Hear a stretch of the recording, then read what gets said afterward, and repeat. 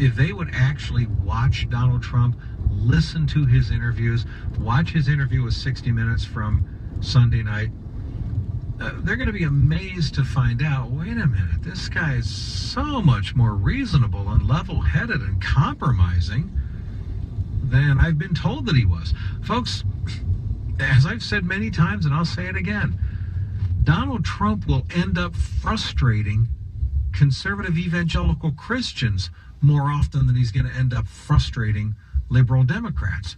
Now, I expect him to give evangelical Christians and conservatives more than he gives liberal Democrats. But the problem is, as Christians, let's be honest, sometimes we set unrealistic expectations. We have these expectations of perfection. I'll accept nothing less. We want 100% of the marbles, and anytime you give anything away, well, you're compromising, you're being a sellout. And so sometimes we as Christians do this. We become purists who give no flexibility whatsoever. Well, that's why I think there are a lot of Christians, not me, but there are a lot of Christians who are going to find themselves extremely disappointed with Donald Trump if he governs as a right-leaning conservative, but not a hard right conservative. I've never expected anything more from him. Anything more than just leaning to the right will be a pleasant surprise for me, and I'll gladly take it. Now, leaning to the left overall, I would have a problem with, and I'd be surprised. Hardcore liberalism, I'd have a real problem with, and I'd be very surprised. But doing more things conservative than liberal, but giving liberals some stuff, I've expected that from day one. You all need to expect that. But what I don't expect, or I should say I don't appreciate, but I really do kind of expect, is some of the dishonesty from the left-wing groups when it comes to Donald Trump. I mean, the hatred and the fear-mongering and the painting him to be some big kind of scary boogeyman. For example, the National Council on American Islamic Relations, or CAIR. Now, you know this group. We've talked about them before. Well, their executive director, Nahad Awad, here's what he said about Donald Trump being elected president. Because this is a left-wing group. I want to make sure everybody's clear. CAIR is a left-wing group. They're a liberal left-wing organization who pretty much can't stand anything even remotely conservative.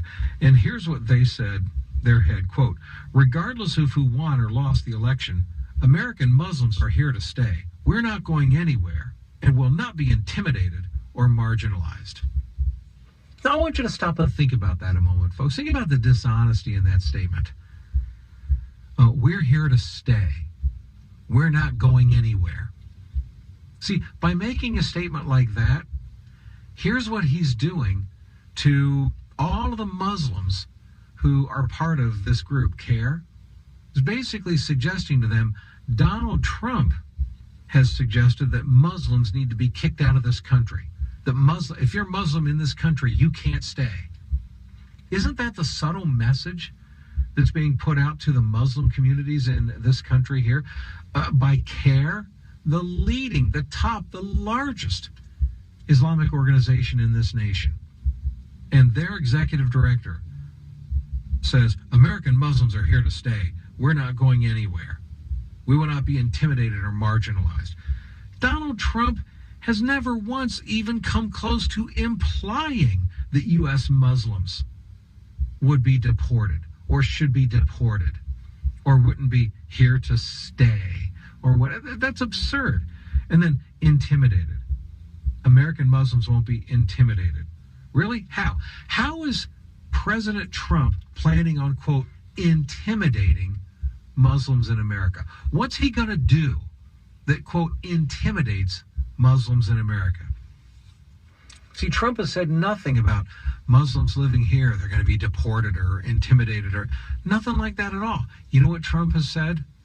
Trump has said that temporarily, until we can get better at our vetting process, temporarily there needs to be a ban on more Muslims coming into this country. And even then, folks, he modified that so that it's not a temporary ban on Muslims, but a temporary ban on people of any religion, but specifically from certain nations that have been very terrorism compromised, like Syria, Iraq, and some places like that, Afghanistan. So nations where and areas where ISIS has a foothold, and there's a lot of ISIS terrorists infiltrating the ranks of those refugees, well, for right now, we need to halt bringing them over here.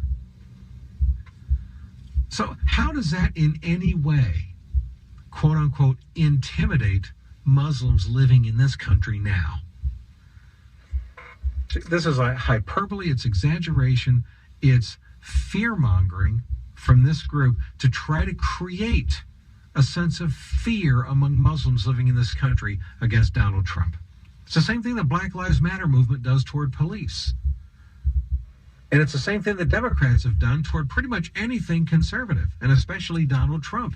If you're black in America, you need to be afraid of Donald Trump. If you're a woman in America, you need to be afraid of Donald Trump. If you're a minority in America, you need to be afraid of Donald Trump.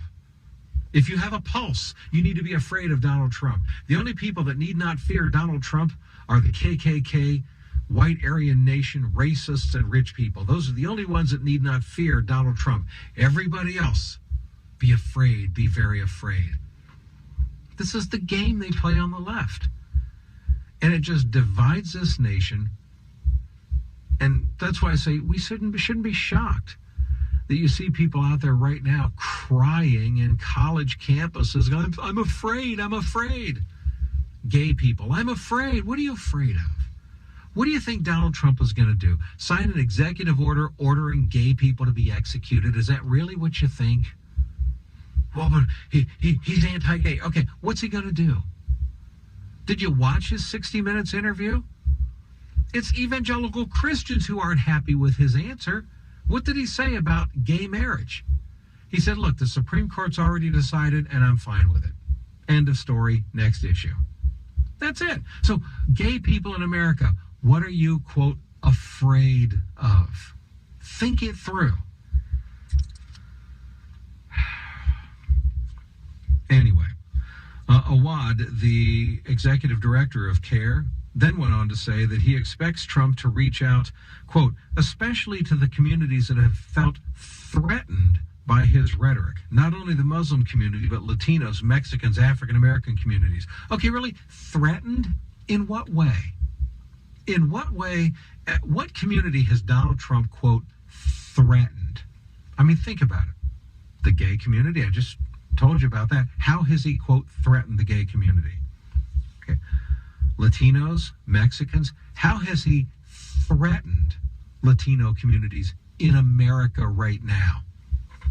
Unless you're defining threatened by Trump saying, if you're here illegally, then you're not allowed to be here and you got to go back, right? Is that what you mean by, quote, threatened?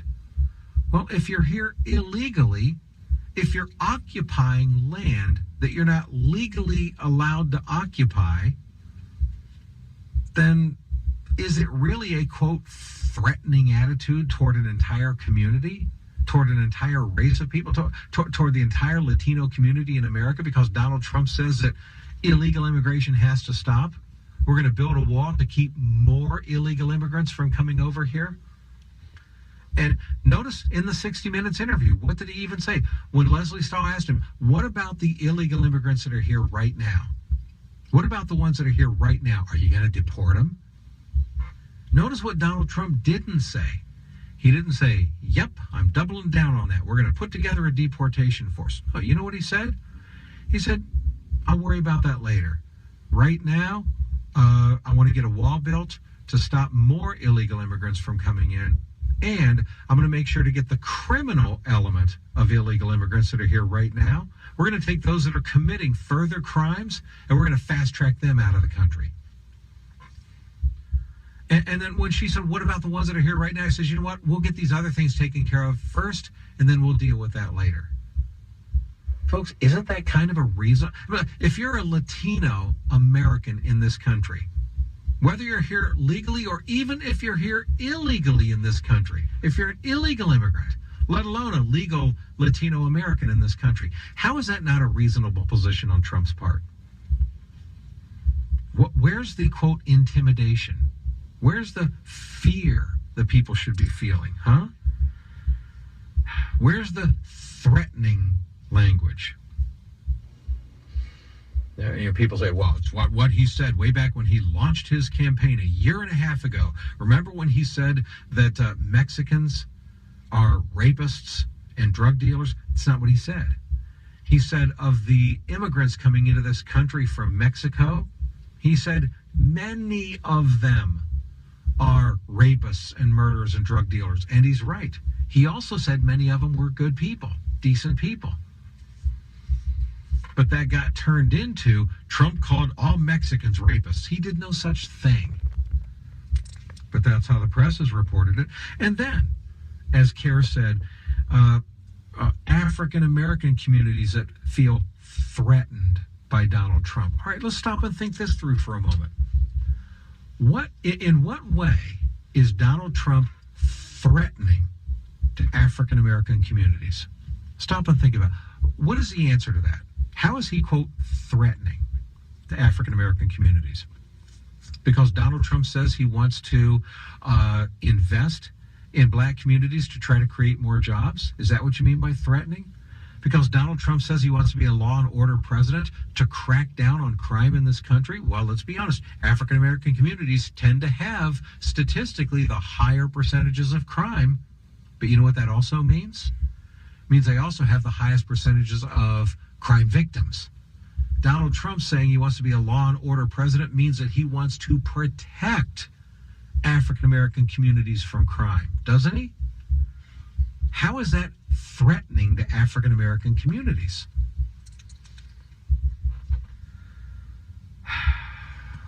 Anyway, it's part of the dishonesty that's been used so much in this entire campaign.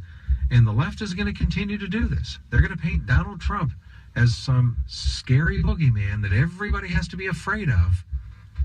But I'm telling you, folks, what's going to start happening eventually is some liberals, some African Americans, some Latinos, some Muslims even, are going to start looking at Donald Trump, watching his interviews, watching his statements, watching the 60 Minutes interview, watching press conferences that he gives. And they're going to start going, wait a minute, this guy seems a whole lot more level-headed and compromising than the perception of him that I've had.